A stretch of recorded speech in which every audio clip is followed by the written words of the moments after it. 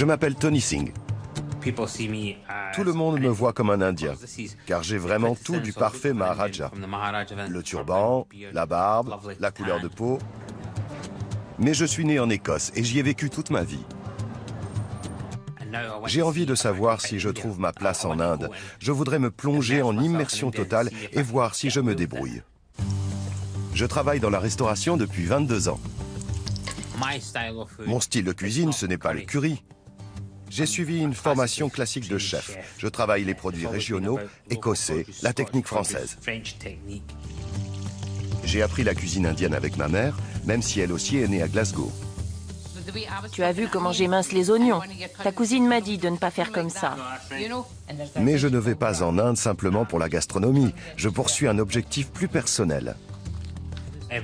Chaque fois que j'en parle avec mes parents, je découvre de nouvelles histoires sur l'arrivée de ma famille en Écosse.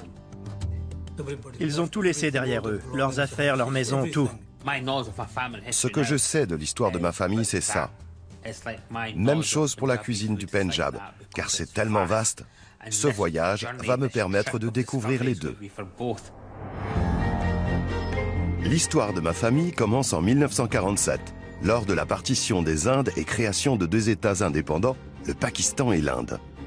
Je me rends dans la région du Pendjab, dans le nord-ouest, terre de la religion sikh et de ma famille. La première étape de mon voyage est Amritsar.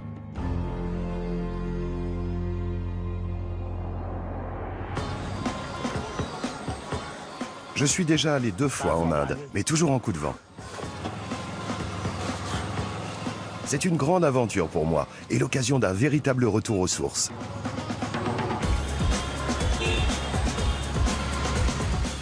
C'est exactement le choc que j'attendais à ma sortie de l'aéroport. C'est fantastique.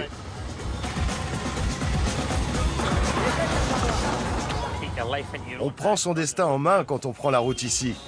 Je suis impatient de tout savoir sur la cuisine authentique du Pendjab, de m'y plonger pour de vrai. J'ai hâte qu'on me raconte comment elle a évolué, comment l'histoire, le pays et les hommes ont influencé les cuissons, les techniques et les ingrédients que je me suis appropriés.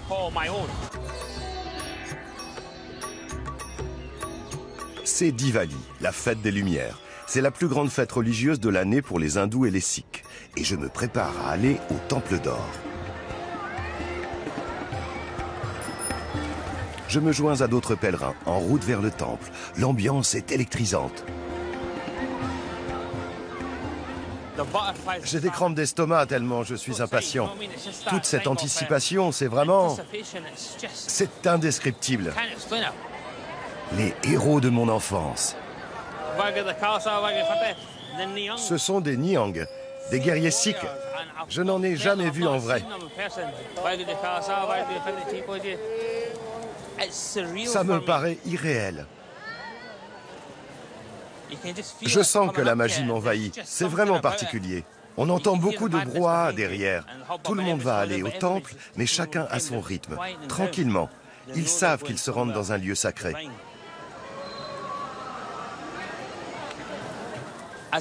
Pour un sikh, se retrouver devant le temple du sikhisme à l'occasion de Diwali est une expérience unique. J'ai beaucoup de chance.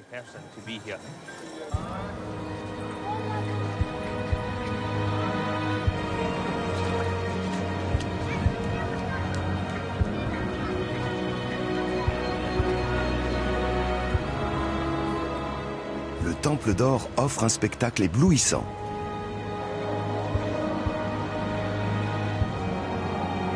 Il possède 4 entrées qui symbolisent l'ouverture à tous les êtres humains, quelle que soit leur foi, leur sexe ou leur caste. Tout le complexe est sacré et les pèlerins viennent du monde entier pour s'y recueillir.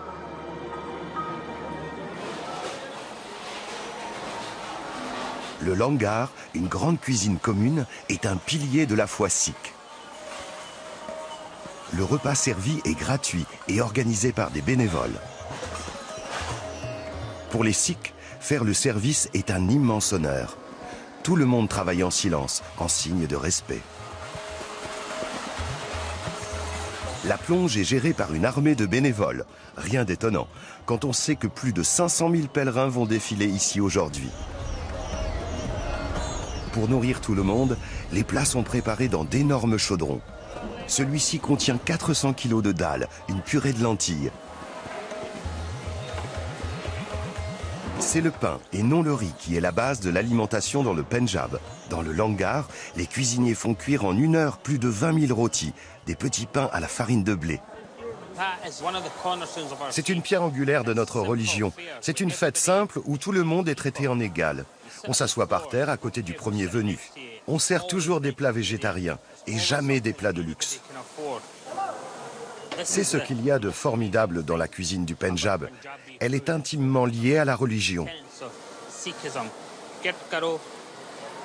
Ça veut dire travaille honnêtement, partage ce que tu as et médite avec Dieu.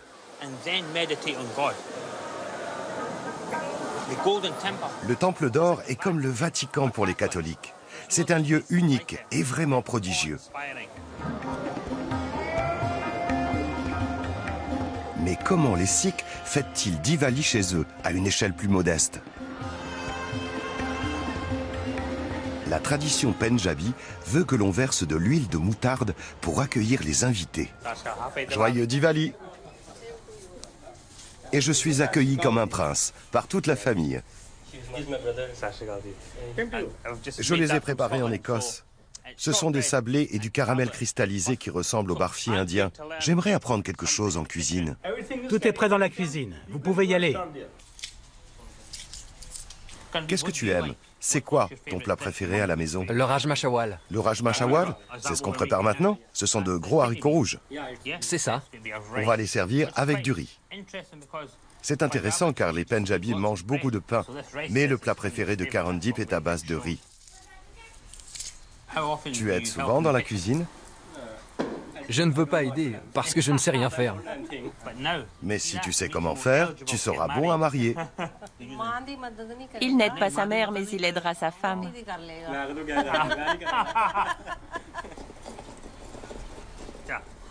Bon, on est prêt? Direction la cuisine.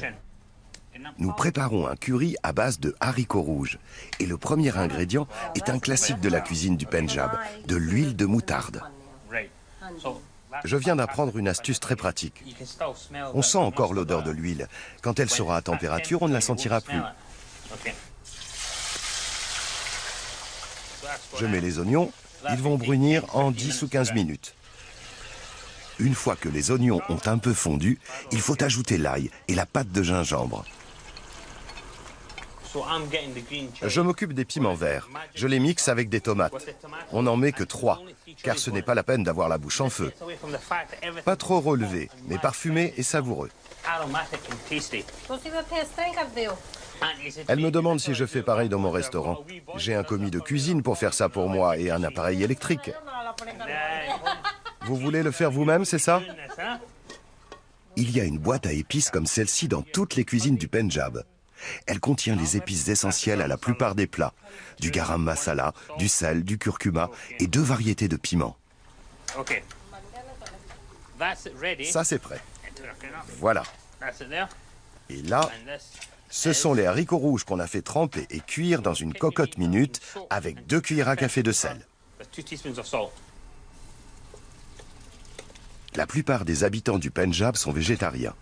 Ces plats simples se retrouvent sur toutes les tables lors des repas de famille.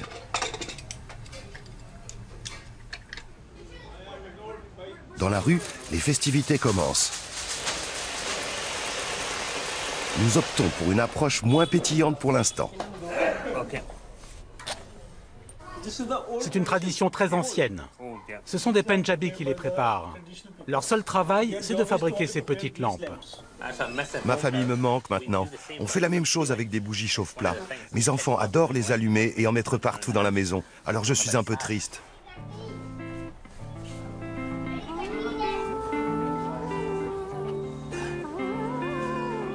Joyeux Diwali. Ma mélancolie est vite guérie par la chaleur de mes hôtes.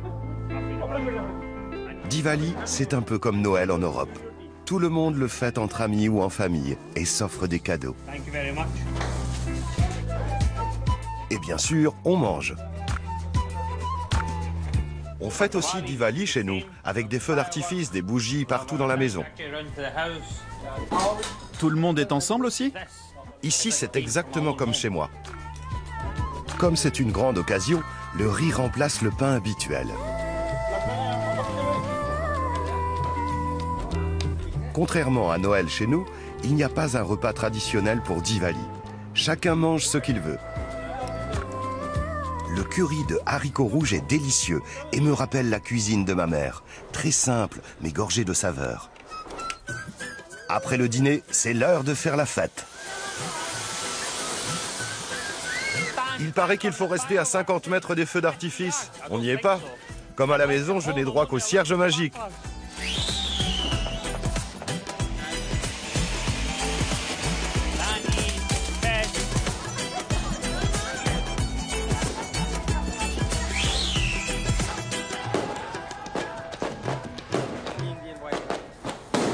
Ce qui m'a le plus frappé aujourd'hui, c'est ce sens de la famille, du partage. C'est exactement comme chez moi. On y va moins fort sur les feux d'artifice, mais se retrouver en famille est tellement important. Et les saveurs avec lesquelles j'ai grandi sont les vraies saveurs du Pendjab. Je retrouve les mêmes ici. C'est ça aussi qui fait que je me sens chez moi.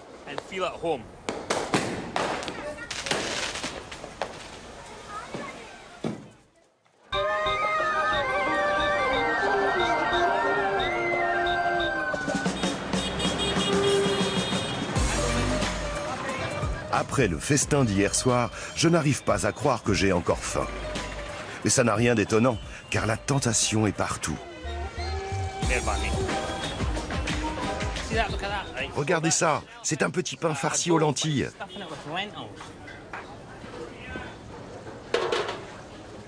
Il fait des pourris, des petits pains frits.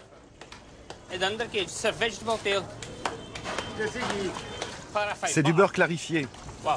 Regardez. Ça se mange au petit déjeuner. D'accord, merci. Le meilleur puri chana est servi là-bas. Alors j'y vais.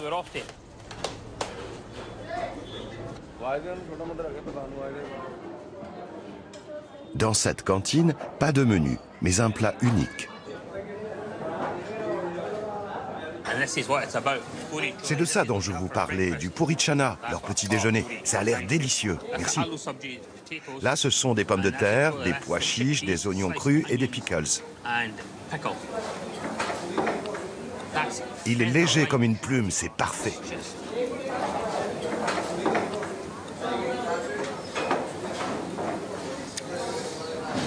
Incroyable, les pois chiches fondent dans la bouche. Voilà leur pain. Tout le monde croit qu'on ne mange que du riz en Inde. Mais on mange énormément de pain, surtout dans le Pendjab. Des pourris, des rôtis, des naans. On mange avec les doigts. Il n'y a pas de fourchette. C'est comme ça qu'on fait ici. Pour 45 centimes par personne, c'est puri chana à volonté. Et les portions sont généreuses. L'idée, c'est de manger sur le pouce et de partir. Je vais devoir être malpoli et dire stop. C'est délicieux.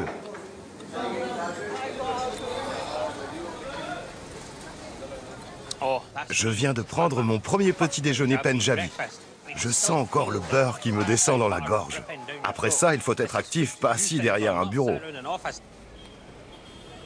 Ça tombe bien, car j'ai une journée très chargée. J'ai décidé de retrouver la maison de mon arrière-grand-père.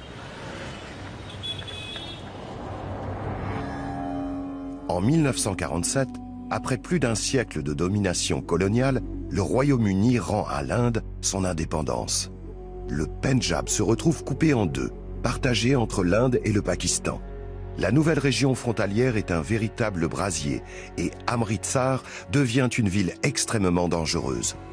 Comme des millions d'autres Indiens, mes grands-parents sont contraints de fuir et de s'installer à Delhi. J'aimerais voir la maison qu'ils ont abandonnée. Je sais que c'est à côté de Sultan Wing Gate, c'est-à-dire par là.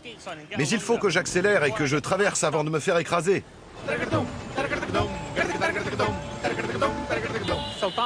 Sultan Wing Gate est là, donc je suis dans le bon quartier. La rue s'appelle Fatawali Gali.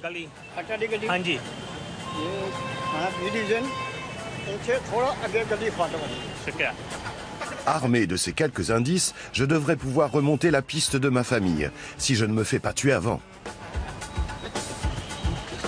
C'est de la folie! Il faut être fou pour traverser la rue ici. Ne jamais avoir peur de rien.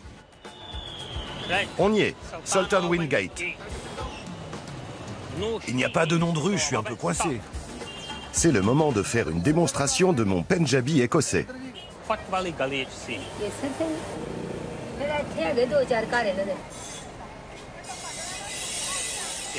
Une fonderie dans un quartier d'habitation. Merci. C'était il y a 70 ans. Donc ils ne savent pas où est la maison, mais ils m'invitent à prendre le thé. C'est l'hospitalité Pendjabi.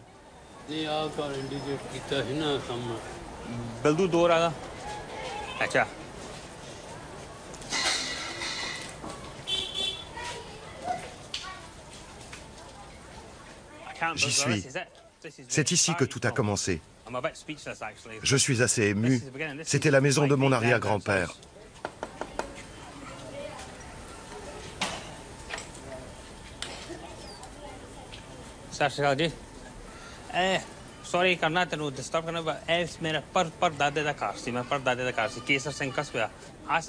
Après avoir bredouillé quelques explications farfelues, cette charmante famille me laisse entrer chez elle.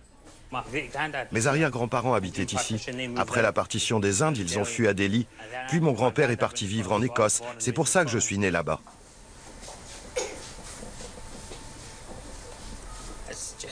Ça me fait vraiment bizarre d'être ici. C'est une drôle de sensation.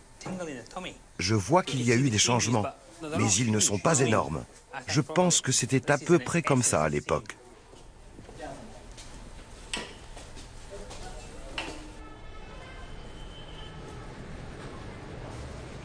Mon grand-père traversait par les toits. Manifestement, ce n'est plus possible. Voir la maison en vrai, c'est tellement différent. Et même si elle a un peu changé, je les imagine encore assis là. Quelle épreuve ça a dû être pour eux après la partition, de tout abandonner et d'être ainsi poussés vers le sud. Il y avait tellement de réfugiés. C'était l'un des plus grands exodes de l'histoire. Beaucoup pensaient revenir, mais mes arrière-grands-parents n'ont jamais revu leur maison. Je ne peux pas m'empêcher de penser que si la partition n'avait pas eu lieu, c'est ici que j'aurais grandi, très probablement. C'est drôle, la vie. Je remercie chaleureusement cette famille de m'avoir laissé entrevoir un peu de mon histoire. Et je lui demande d'immortaliser ce moment. Je voulais une photo de moi, résultat, j'en ai plusieurs. Certaines avec ma tête, d'autres sans, mais je suis ravi. Je pars vers de nouvelles aventures. Le soleil se couche. Mais en Inde, c'est la folie, même la nuit. On ne voit pas ça tous les jours. Un éléphant, il lui faudrait des lumières.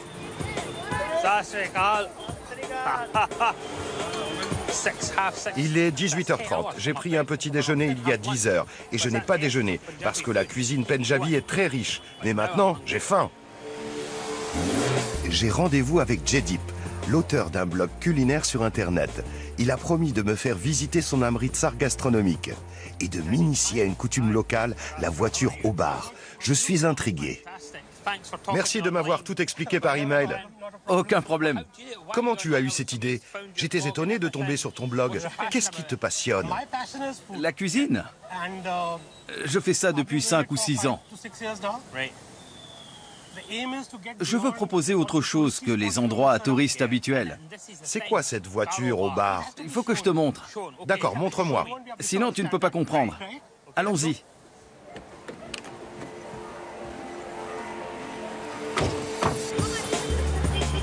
Les Pendjabis sont attachés aux traditions, mais je vais bientôt découvrir qu'ils aiment aussi la nouveauté.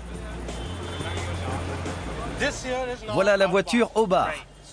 On est dans la voiture et ça, c'est le bar. Voiture au bar. Exactement. Et ça, c'est quoi? Ça, c'est un rhum indien très spécial. Pourquoi tu appelles ça du rhum? Parce que c'est pas cher. C'est un droit de passage partout dans le monde, l'alcool pas cher. C'est ça. Verse. D'accord. Qui est le malheureux qui conduit la voiture au bar? Ce soir, ça va être moi. Parfait, tu restes au soda? Exactement. Vas-y. J'y vais. Le secret de ce concept, c'est de boire le plus vite possible. Et après? Tu vas chercher à manger, D'accord. puis tu reviens. Ok. Tu prends un autre verre, tu ressors, tu manges encore et ainsi de suite. Jusqu'à tomber raide mort. C'est ça. Les échoppes ne servent pas d'alcool, mais il paraît que leur cuisine est divine. Tony, on va commencer par du poisson, c'est là qu'il faut le manger. Ici, c'est le meilleur endroit? Le meilleur. À Édimbourg, on mange du fish and chips. On commande au poids. Au poids?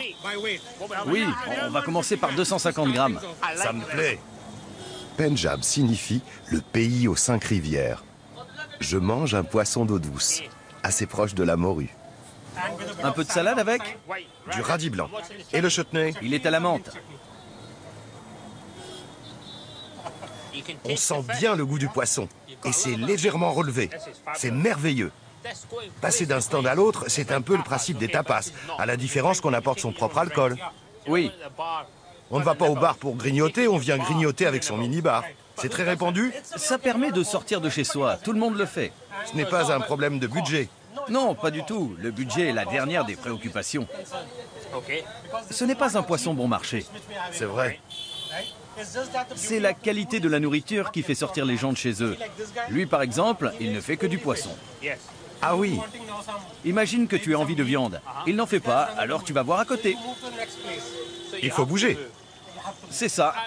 Je suis prêt. D'accord. Le poisson, c'est fait. Bien. Et maintenant? On va chercher de la volaille.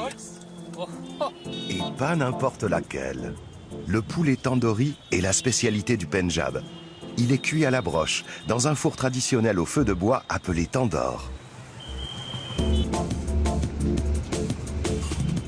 Jaydeep m'emmène manger le meilleur tandoori de la ville. C'est la voiture au bar nouvelle formule. La voiture au restaurant. On va t'apporter ton dîner ici. C'est un drive? Exactement. Où sont les serveurs? J'en salive déjà. Merci.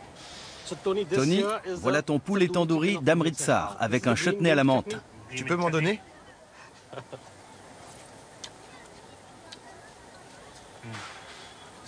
Qu'est-ce qu'il est tendre, vraiment succulent.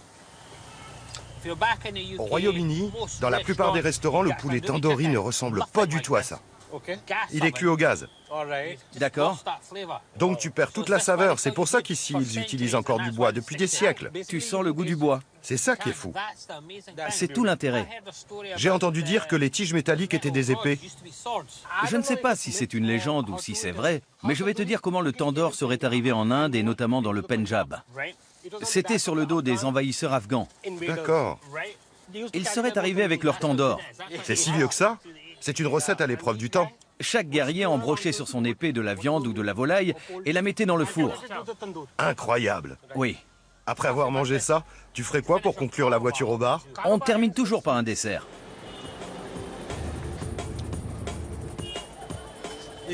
Ces vendeurs ont leur propre laiterie et font du lait entier de bufflone.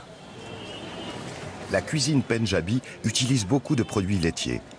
Alors pour terminer la soirée, rien ne vaut un dessert aux fruits et à la crème entière, faite à partir de lait de bufflone, un lait particulièrement riche. 52% de matière grasse, le goût est merveilleux. La voiture au bar est une formidable idée, un super concept, j'adore, ça permet de sortir. Dommage pour le capitaine de soirée, mais le petit plus, c'est la cuisine. Chaque stand a sa spécialité et l'on passe de l'un à l'autre, c'est une idée géniale.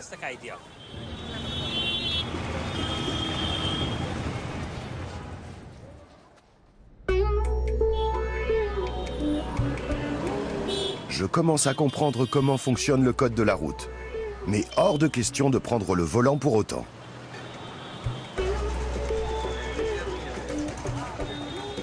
J'ai loué les services d'un chauffeur qui va me conduire vers ma prochaine destination.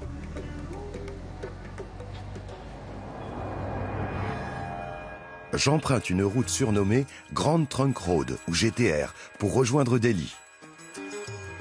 C'est par cette route que plusieurs millions de Sikhs ont fui Amritsar en 1947. Ma propre famille se trouvait parmi eux. Après la partition des Indes, la tension entre les différentes religions atteint son paroxysme. Dans le Pendjab, Sikhs et musulmans s'affrontent, alors que tous passent la frontière en quête d'un havre de paix. Ceux qui ne meurent pas dans les massacres succombent à la faim, avant d'atteindre leur destination.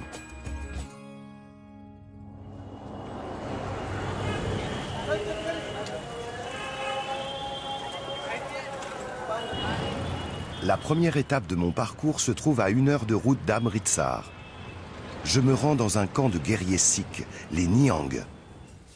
J'ai été élevé avec la légende de ces guerriers nomades, dont le mode de vie n'a pas changé depuis plus de 300 ans. J'ai toujours rêvé de rencontrer des membres de cet ordre sacré. Organiser une telle rencontre n'a pas été facile, mais mon guide, Dalbir, les côtoie depuis des années et a réussi à les convaincre.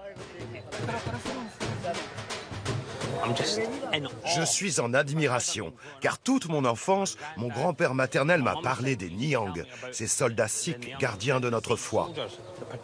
Ils faisaient le tour du pays et protégeaient tout le monde. Et aujourd'hui, ils sont là. Les Nihangs pratiquent un art martial appelé le Gadka, vieux de plusieurs milliers d'années. Mais ces épées ne servent pas simplement au spectacle.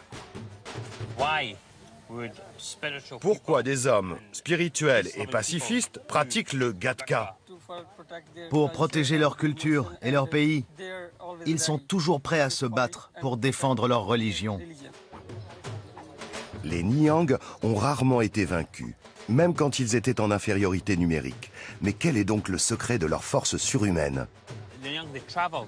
Les Nihangs voyagent, ils sont nomades, ils ne restent jamais au même endroit. Comme je suis chef, c'est un peu une obsession. Je voudrais savoir ce qu'ils mangent. Je vais vous montrer leur cuisine. Merci. Ils se sont installés dans un gurdwara, un lieu de culte sikh. Mais avant de pouvoir le visiter, je dois présenter mes respects au chef de l'ordre et obtenir sa bénédiction.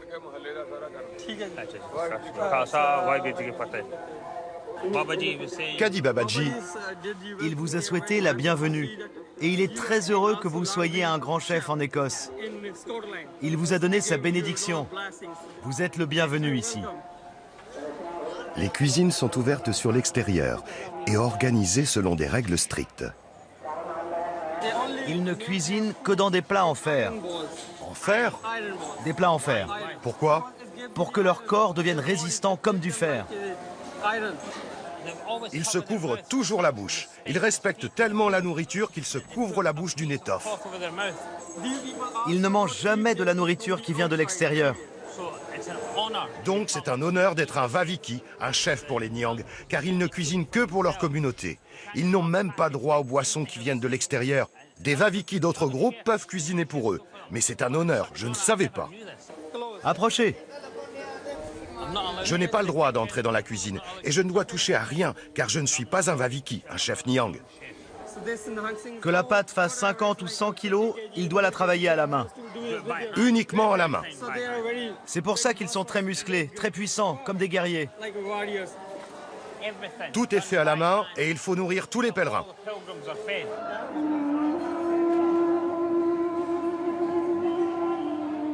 Tous ces pèlerins venus des villages alentours ne sont pas là pour manger à l'œil. Ils viennent voir leurs héros de près. Beaucoup donnent de l'argent et de la nourriture pour perpétuer les traditions des Nihang.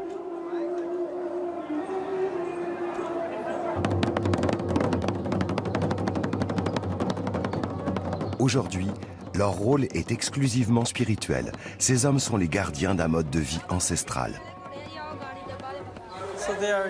Si vous regardez ces hommes assis sous les arbres, vous imaginez comment ils vivaient à l'époque des gourous. Ils se déplacent tous les 3 jours. Tous les 3 jours. C'est ça. Comment ils sont accueillis? Partout où ils vont, ils sont attendus. Les habitants sont toujours impatients de les voir car ils peuvent se faire baptiser. Ils peuvent se convertir à la religion sikh et aussi apprendre leur art martial.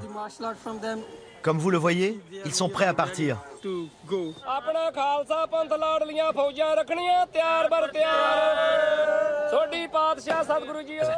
Quand j'étais enfant, je les voyais dans les livres, dans les films. J'ai beaucoup lu sur eux.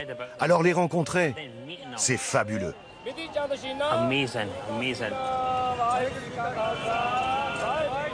Y a-t-il une place pour eux ici? Oui. S'ils sont encore là après 300 ans, ils ne disparaîtront pas. Ils sont assez forts pour vivre en autonomie. Nous reprenons la route de Delhi. Heureusement que j'ai été béni par les Niang, car il faut être fou pour conduire par ici.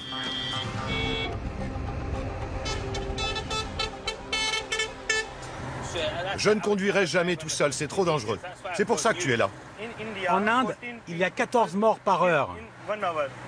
Il y a 14 morts par heure sur les routes? Par heure, oui. C'est incroyable. C'est catastrophique. Non, je ne conduirai jamais. Toi, reste concentré. Et moi, je vais prendre un air détaché.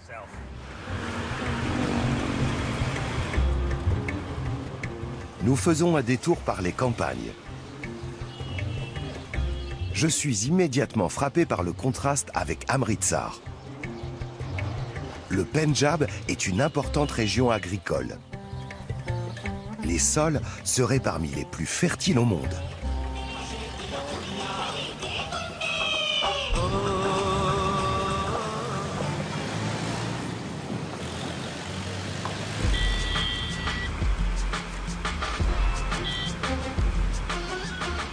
Après de longues heures de route, je commence sérieusement à avoir faim.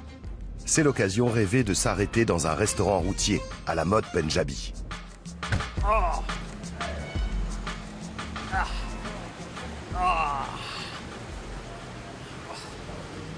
Mon dos! On vient de s'arrêter sur la route dans un dhaba traditionnel. C'est un restaurant station-service. Rien à voir avec ce qu'on trouve en Écosse. Ça existe depuis une éternité. On y sert une cuisine simple, mais fraîche. C'est au feu de bois. C'est un four à bois traditionnel. Je peux faire un petit tour, c'est possible? Oui, si vous voulez, allez-y.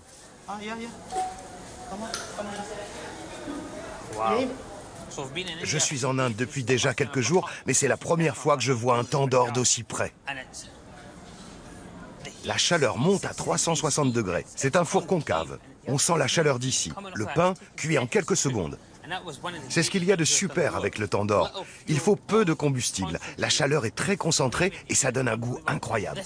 C'est l'essence de la cuisine pendjabi, ce four. Le poulet tandoori, les naans, les pains, tout est cuit là-dedans. C'est pour cette spécialité que le Pendjab est connu dans le monde entier.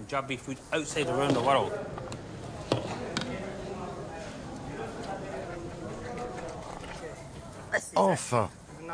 On va manger. J'attendais ce moment avec impatience.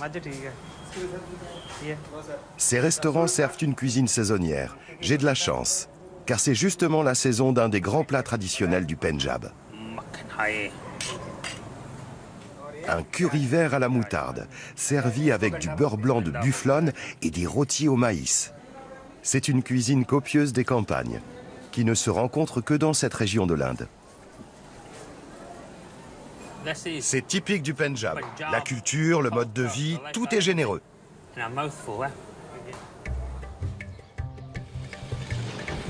Depuis mon arrivée, j'ai goûté à la cuisine des pèlerins, des nomades et des milieux populaires.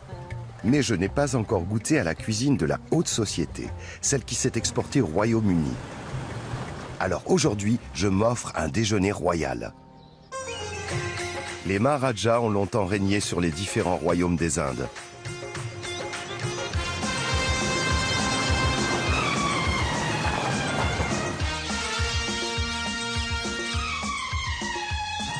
J'ai rendez-vous avec un membre de la famille royale de Patiala, dans l'une de ses modestes demeures. On a mis à ma disposition un pavillon pour me changer.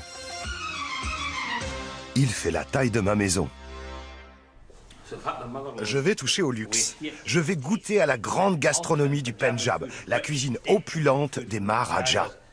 J'ai rendez-vous avec la famille royale de Patiala. Et qu'est-ce qu'on porte chez un Maharaja? Regardez ça. J'espère que je n'ai pas trop grossi. Attendez. Parfait. Je pensais que je serais nerveux, mais non, c'est un fin gourmet. On parle tous le même langage. Ça va être super. C'est faire la cuisine avec lui qui me rend nerveux. Parler cuisine, c'est une chose, mais la faire avec lui... Le secrétaire de la famille m'attend pour me conduire à Randir Singh. Merci beaucoup. Son grand-père, le Maharaja Bhumpinder Singh, était réputé pour ses banquets extravagants et sa passion pour la cuisine. Deux traditions transmises de génération en génération. J'y suis peut-être allé un peu fort avec la veste. Je suis très honoré que vous fassiez la cuisine pour moi, ça m'a beaucoup surpris. Non, non, je cuisine régulièrement quand toute notre famille est réunie. Tout le monde met la main à la pâte et c'est beaucoup plus sympathique que de passer la soirée à parler affaires ou politique. Alors, qui commande? Car il n'y a toujours qu'un seul chef en cuisine. Non, non, chacun prépare un plat. On allume des feux séparés, chacun a sa propre recette et on partage. Quelqu'un fait du riz, un autre du mouton, un autre du poulet, un dalle ou des légumes. Comme ça, il n'y a pas de conflit. Chacun a sa spécialité. Pas de conflit, toutes les recettes sont celles de ma famille. D'accord. Je ne sais pas vraiment à quoi m'attendre et je ne suis pas encore très à mon aise. Mais je découvre à ma grande surprise que les Maharajas cuisinent sur les mêmes poêles traditionnelles que tous les Pendjabis. Seule différence, ils ont du personnel pour émincer les oignons. Quelle cuisine magnifique! La vue est splendide, mais il fait un peu chaud pour moi. C'est vrai. Je suis votre commis de cuisine. Ordonnez et j'exécute. Mais certainement. Nous préparons un plat riche à base de poulet et d'abricots. Un grand classique du royaume de Patiala. Sans surprise, le premier ingrédient est le beurre clarifié, ou ghee. La famille royale consomme 70 kilos de ghee par mois, au lieu des 2 généralement utilisés. Nous ajoutons du poivre noir en grains, des clous de girofle, On utilise de la grosse cardamome. Et des oignons. On les fait dorer doucement avec les épices et on ajoute des saveurs à chaque étape du plat. C'est de la purée d'ail et de gingembre. Ail et gingembre, d'accord. Même cette royale famille possède l'éternelle boîte à épices Pendjabi. Le piment, Du colorant rouge, de la coriandre moulue. C'est très simple de mélanger des épices et elles vont rehausser toutes les saveurs. et chaque plat a des épices différentes. Quand tous les hommes s'en mêlent, il n'y a pas de compétition pour savoir qui fait le meilleur plat. Je ne crois pas. Pas de potin mondain, mais quelques astuces. Quand les bulles deviennent claires, c'est que le masala est prêt. Après tous les repas végétariens auxquels j'ai goûté, ce plat de viande me paraît presque un luxe. Et dans le Pendjab, c'est poulet ou rien. Ces parfums sont extraordinaires. Au fil des siècles, les recettes se sont enrichies au contact des royaumes voisins. Une fois que le poulet a bien mijoté, nous ajoutons les abricots secs. Ils vont donner un petit goût sucré, comme dans les currys d'Afghanistan. Comme les abricots ont déjà trempé, ils vont cuire en quelques minutes. On laisse mijoter et c'est tout. C'est tout. Les Maharajas de Patiala sont célèbres pour leur hospitalité. Dans les années 1930, à l'apogée de son influence et de sa fortune, la famille royale nourrissait jusqu'à 3500 convives par jour. Au menu aujourd'hui, 2 variétés de dalles. Un agneau mariné dans une sauce au yaourt très riche, un riz pilaf crémeux au poulet, du chou-fleur aux épices et notre poulet aux abricots.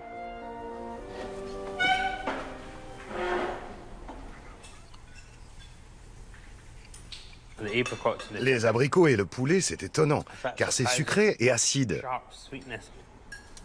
Est-ce que ça vous rappelle votre enfance et les grands banquets de famille? C'est la même cuisine, mais il y avait davantage de plats. Vraiment? Oui, ils étaient servis sur un grand plateau en argent, et dans des plats comme ceci. Il y avait 51 plats, dont le riz blanc et au moins 2 pilafs. C'était de très grandes quantités. Votre grand-père était un sacré personnage. Il a eu 42 Rolls-Royce dans son garage en même temps. 42. Il avait aussi une passion pour les chiens. Nos chenilles à Patiala comptaient 1000 chiens. 1000 chiens. Il allait à la chasse en Rolls et il mettait ses chiens dans le coffre. Resservez-vous. Non, merci, sincèrement, c'est délicieux. C'est léger, ne vous inquiétez pas. Non, non, non, non, non. Bon, puisque vous insistez, à Rome, fais comme les Romains. Aujourd'hui, beaucoup de Maharajas ont troqué la vie de château contre la politique et les affaires. Mais ils savent toujours mettre les petits plats dans les grands. Et je suis heureux que ces recettes de famille aient survécu. Tous ces plats étaient merveilleux, très subtils et délicatement parfumés. On distingue chaque ingrédient. C'était fabuleux. Raja Sahab, merci infiniment. Ravi que ça vous ait plu. Merci, au revoir. Delhi. L'estomac plein et la veste un peu trop serrée, j'atteins enfin ma destination finale. On est arrivé à Delhi. La capitale de l'Inde et son agglomération étendue comptent 18 millions d'habitants. Souhaite-moi bonne chance. Après une semaine de festin, surtout avec le Maharaja et ses repas fantastiques, je suis un peu à l'étroit dans ma veste. Alors je vais faire une séance de body sweat. Un peu de fitness, un peu de danse. Je commence à m'inquiéter en les regardant. C'est un peu plus compliqué que de dévisser des ampoules et d'entasser des boîtes. C'est assez technique. Vous allez bien? Je m'appelle Anant. Je suis le directeur du club. Génial. J'ai un peu peur que votre cours m'achève. Ne vous en faites pas. C'est une chorégraphie Bollywood très facile. C'est très en vogue en ce moment, le body sweat. En Inde, la musique des films de Bollywood est tellement populaire que tout le monde veut apprendre les chorégraphies. C'est ce qu'on fait ici. Pourquoi croyez-vous que ce genre d'activité est devenu à la mode? En arrivant ici, j'ai vu des spas et des clubs de fitness un peu partout. De façon générale, l'influence de la culture occidentale est de plus en plus présente. Beaucoup des habitants de Delhi travaillent dans de grandes multinationales maintenant. Dans les bureaux, il y a des salles de gym, des piscines. Ces entreprises entretiennent la culture du fitness. Il faut que ça devienne une habitude individuelle. Doucement avec moi. On va y aller doucement. C'est un cours collectif. Donc, vous ne serez pas tout seul. Allons-y. Super, venez.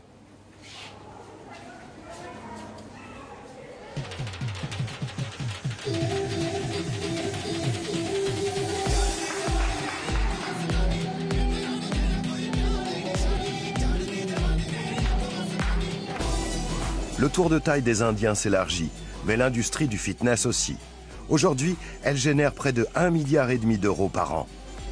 Tout comme la cuisine indienne, le body sweat est un savant mélange de tradition et de nouveautés. C'est super!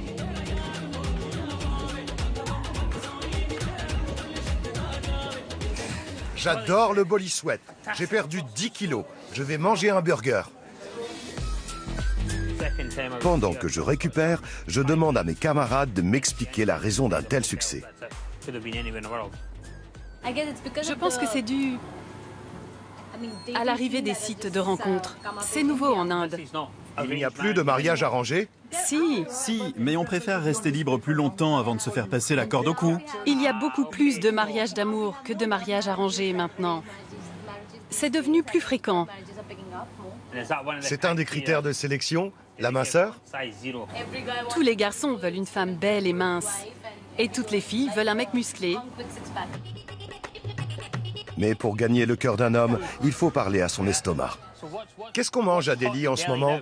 Des momos. Qu'est-ce que c'est? C'est une version indienne des gros raviolis chinois ou tibétains. On y va? Oui? Génial. Mes deux nouveaux amis me font découvrir les meilleurs momos de la ville, juste à côté du club. À toi l'honneur. C'est la première fois que je mange un plat qui n'a pas les saveurs punjabi que je connais si bien. Végétarien? C'est moi. C'est ça des momos? C'est cuit au tandoor? Attention, c'est très relevé. C'est farci. C'est comme la boîte de Pandore. Dis-nous ce qu'il y a dedans. C'est une pâte très légère, un peu comme des raviolis chinois. Dans la farce, il y a de l'ail, du gingembre, des piments, des oignons, des épices. Et le chutney est fantastique. Vinaigre et piment. Deux ingrédients très simples. C'est relevé, mais ça ne tue pas le goût des momos. Après la partition des Indes, les Pendjabis ont transformé la tradition culinaire. Et maintenant, on s'attribue tout, comme ces momos tibétains. C'est fou comme la cuisine se réinvente en permanence. Ces jeunes ont tout compris.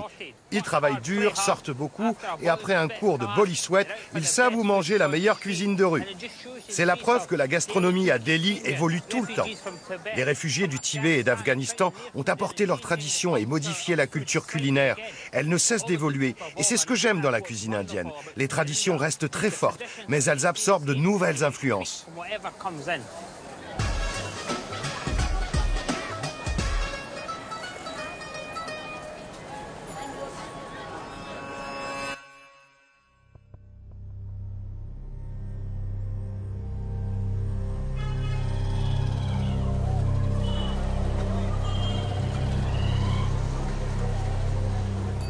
Pour le dernier jour de mon voyage, je visite le cœur de la capitale. Je vais marcher sur les traces de ma famille réfugiée à Delhi après avoir fui Amritsar en 1947. À l'époque, des camps de réfugiés avaient été installés partout dans la ville pour accueillir les millions de personnes déplacées. Mes arrière-grands-parents sont arrivés ici, au Fort Rouge. L'un des plus grands camps de réfugiés se trouvait ici. 12 millions de personnes ont migré à cause d'une frontière arbitraire tracée sur une carte. Mes arrière-grands-parents ont fait ce voyage. Ça a dû être atrocement pénible. Nous, on a voyagé dans le luxe et on s'arrêtait pour manger. Eux ne savaient même pas quand ils mangeraient ou s'ils survivraient. Imaginez cette place noire de monde, avec des tentes partout, après une semaine sur la route, à marcher. Voilà ce qui les attendait. Ils étaient des millions dans le même cas que ma famille. Les Sikhs se sont retrouvés éparpillés dans le monde entier. Il y a eu 1 million de morts. Je n'arrive pas à l'imaginer. Il n'y a que 5 millions d'habitants en Écosse. Je veux pouvoir raconter toute cette histoire à mes enfants.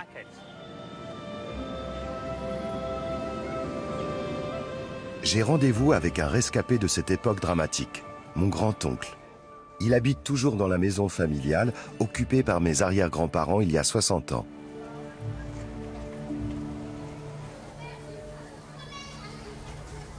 J'y suis. C'est cette maison. Il y a le nom de mon arrière-grand-père, de mon grand-père, de ma grand-mère. C'est très dur à imaginer, mais quand ils sont arrivés, tout ça c'était des champs. Partout. Il n'y avait aucune construction. 5 mètres sur 20 mètres, c'est tout ce qu'on leur a donné. Tout l'esprit du Pendjab est là. Regardez ce qu'ils ont construit, cette maison. Ils sont restés, ils ont prospéré, ils ont traversé le monde. Je suis content d'être enfin chez moi.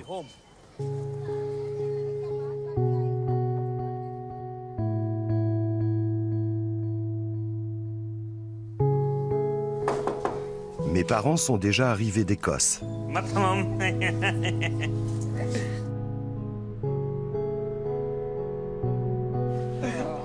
Je suis content de retrouver ma mère et mon père.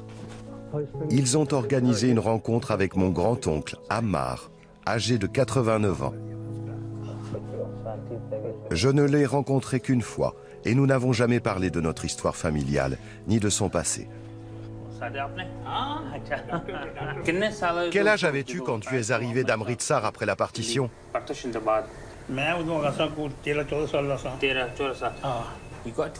Il est arrivé dans le camp à 13 ou 14 ans. Il y est resté 6 ans, jusqu'à ses 20 ans. J'ai du mal à l'imaginer. Le voyage était extrêmement dangereux. La partition a entraîné des conflits religieux. Les musulmans attaquaient les Sikhs, les hindous attaquaient les musulmans. C'était un spectacle abominable. Tout le monde était armé et des bombes explosaient partout. J'ai demandé à Ammar comment mon grand-père était arrivé au Royaume-Uni. Beaucoup de Pendjabis partaient chercher du travail là-bas. Ils voulaient gagner un peu d'argent et revenir au pays. Malheureusement, il est mort dans un accident de voiture. C'est pour ça que mes grands-parents sont restés en Écosse et que toute ma famille a fini par se construire une vie là-bas. Je lui ai demandé s'il était triste qu'on soit en Écosse et que la famille soit éclatée. Il trouve ça formidable. Il dit que c'est la volonté de Dieu et que ça n'a pas d'importance parce qu'on est du même sang. Je suis tellement content de t'avoir vu. Tu es mon sang. Tu es venu, on a discuté, on est du même sang.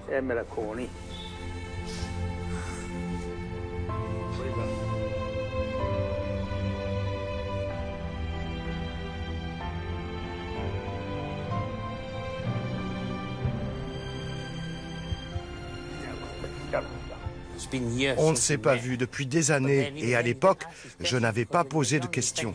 Quand on est jeune, on pense avoir la vie devant soi et on croit tout savoir, mais c'est faux.